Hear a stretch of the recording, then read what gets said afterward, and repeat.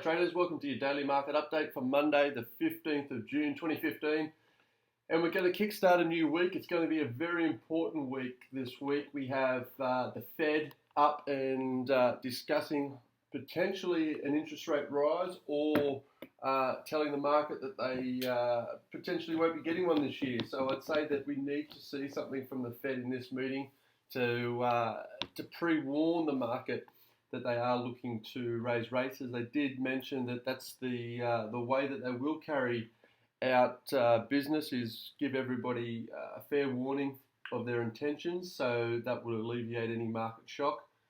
And I think the market's really going to be expecting it on Wednesday. Also, Greece, you can see that there is some gap in the euro currency pairs at the open of today's trade.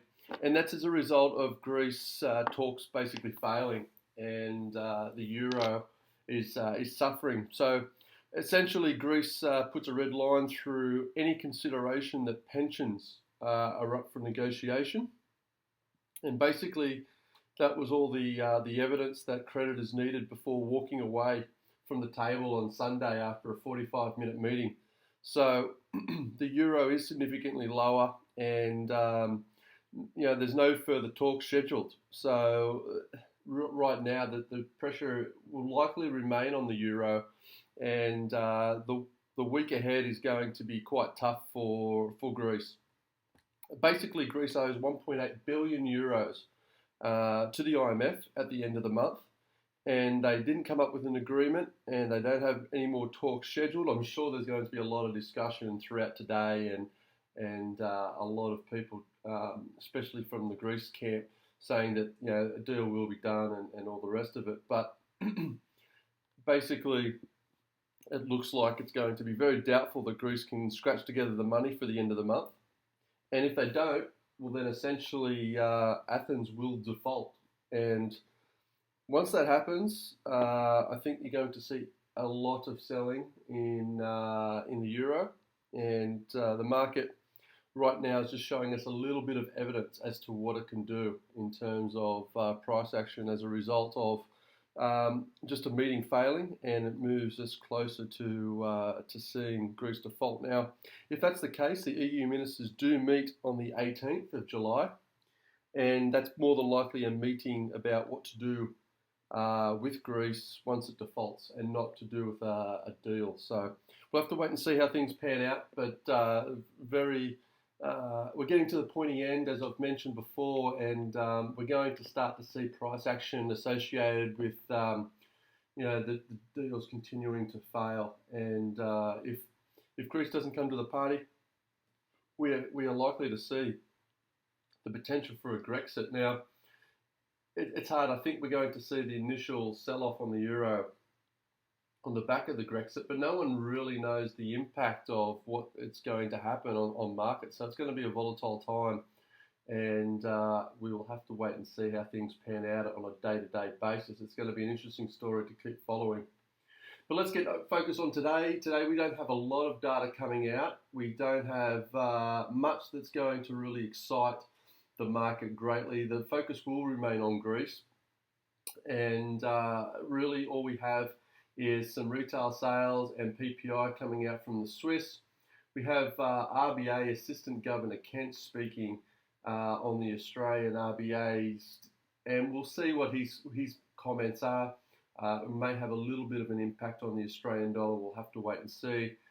We have some Italian data. We have Norwegian trade balance. We have the Eurozone trade balance. The Eurozone trade balance will definitely be watched, but it may be overshadowed by Greece depending on how the session really unfolds. The US dollar, we're looking at the Empire State Manufacturing Index, and that is one that does move the market for the dollar index. It is expected to improve, and if that's the case, it could breathe light back into the US dollar in the short term. As I've said, this week is an important one for the US dollar, and Wednesday we'll be discussing more on that and the possibilities of what Janet Yellen will be saying. We have some manufacturing sales out for the Canadian economy, and we have Draghi speaking as well. It's going to be interesting to hear what he has to say, especially on the latest updates in terms of Greece. Let's have a look at the dollar index quickly, and you can see that it's sort of a bit range bound and consolidating here.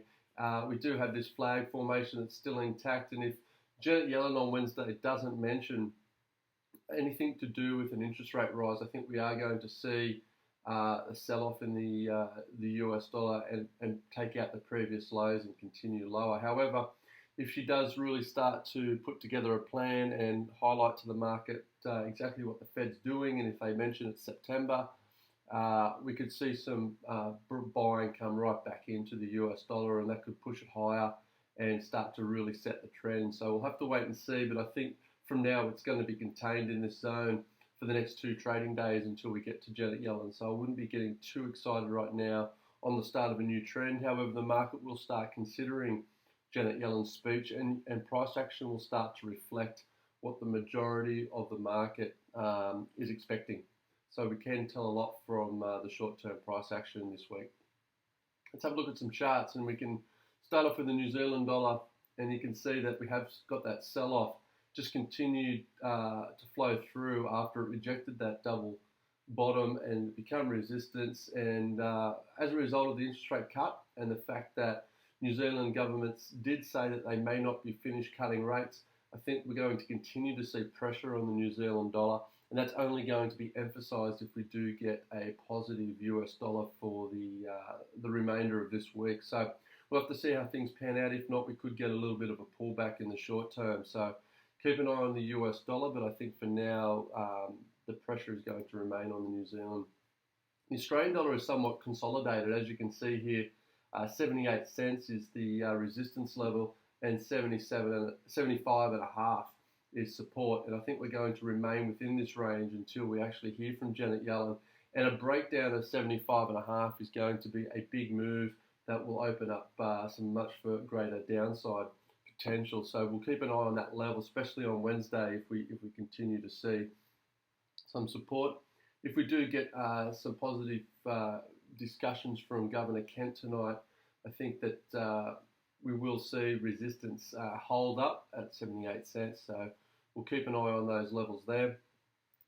The euro is selling off a little bit. You can see here that we do have this downtrend line, and we have sort of massaging ourselves around that area.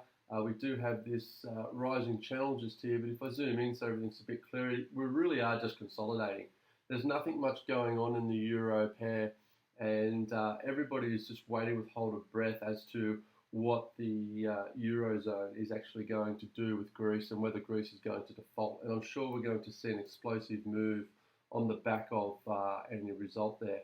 I think a breakdown of this flag will actually result in a much larger move to the downside, and that could possibly be as a result of Greece defaulting.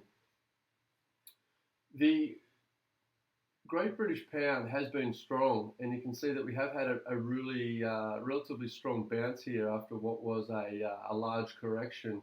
And right now we are testing 76 cents as being the resistance level, and beyond that, $1.58 is actually the major resistance level there through time. So it's going to be, I doubt that the market right now is going to be able to push above that, but $1.56 is the current resistance level. And if we do get some US dollar strength, we could fall away from here, as this level has historically provided some pretty strong resistance.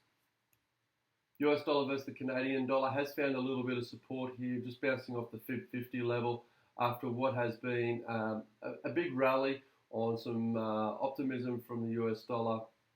And then we've had some pullbacks, and we've had a bit of strength from the oil futures. And you can see that we are trading back below this historical major support level that has now become resistance. I think that resistance level is going to hold up until Wednesday, and then if we do get a US dollar strength, we could push above that major resistance level and continue to hold above it. However, if Janet Yellen does fail to deliver to the market, we could be seeing resistance here, and it could fold over and continue lower. So we'll have to keep an eye on that. We have the US dollar versus the Japanese yen, and this is the major breakout level that we spoke about here at $1.22. And we did get an explosive move out of this triangle and push above the highs, but those highs will now become support. We have had a pullback and it hasn't quite touched that level. We'll have to wait and see if it's actually going to get down to touch that level, or whether Wednesday Janet Yellen comes in, provides some optimism for the market, and we just continue to charge higher and make a run for $1.30. But if she does fail to impress, I'm pretty sure we will move back down into these areas here, back into the consolidation zone that we've seen throughout 2014 and so far in 2015. And I think we could be holding down there. If she fails to provide any insight to the market, we'll see some sort of a pullback. But if she fails to say that we are going to get an interest rate rise, the US dollar could really sell off. Well, that's it from me today. It is going to be a little bit quiet in terms of the economic data, but I assure you that the week will get quite exciting.